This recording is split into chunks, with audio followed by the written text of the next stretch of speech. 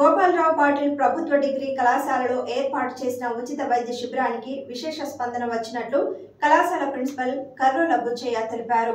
విద్యార్థుల ఆరోగ్య సంరక్షణలో భాగంగా సిపిడిసి ఆధ్వర్యంలో బైన్సా డాక్టర్స్ మెడికల్ అసోసియేషన్ వారి సౌజన్యంతో ఈ క్యాంప్ను ఏర్పాటు చేసినట్లు ఆయన పేర్కొన్నారు. ఈ సందర్భంగా విద్యార్థులకు వివిధ రకాల వైద్య పరీక్షలు చేసి సుమారు 2 లక్షల రూపాయల విలువైన మందులను ఉచితంగా అందజేశారు.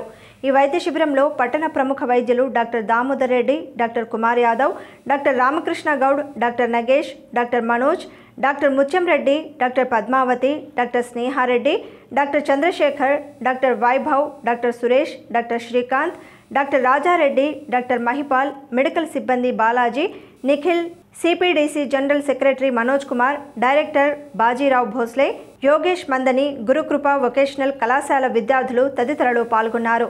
దాదాపు 300కు పైగా విద్యార్థులు ఉచిత వైద్య శిబిరాల్లో వివిధ పరీక్షలు చేయించుకుని ఉచిత మందులను అందించామని నిర్వాహకులు తెలిపారు. ఈ సందర్భంగా కళాశాల ప్రిన్సిపల్ అధ్యాపకులు వారిని అభినందించారు.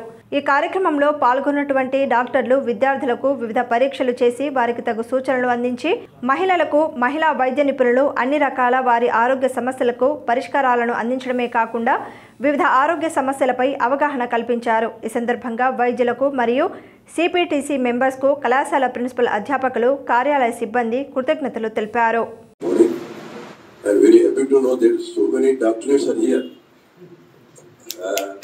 That is very good thing. When so many doctors are here, definitely education standard will go up. There is a saying, when Royal Krishnadevara used to read the area, even shepherd used to tell poetry. So now I think these all doctors definitely improve the standards of this degree college. I think once they teach, and definitely students will interest in here, and when they know the subject, they need not worry about the exams. So my problem here is, most important one is, it's not the standard of education, but it is the day-to-day behavior of the students, especially the youngsters, because there is a lot of time for them, not only for study, but also free time is there. So naturally, so many distractions are there. So even in Baisa, sorry to say, so many youngsters, they are addicted to drugs and alcohol. That is very dangerous thing, and it is worrying the society as well. So on this occasion, I request you people to be cautious, not to go for drugs or alcohol, and at the same time, you tell your colleagues not to go for them. Thank you very much. Thank you for giving this opportunity. Assistant Professor of Botany,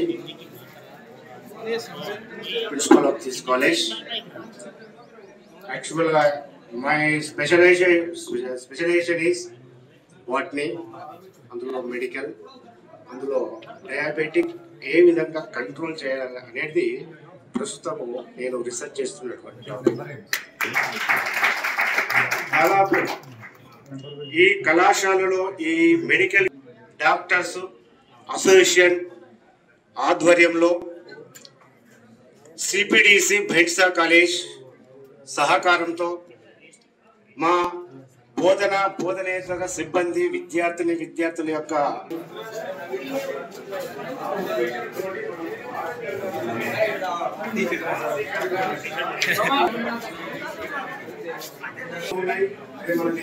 విద్యార్థులు ప్రతి రోగానికి ఒక చికిత్స ఉంటుంది.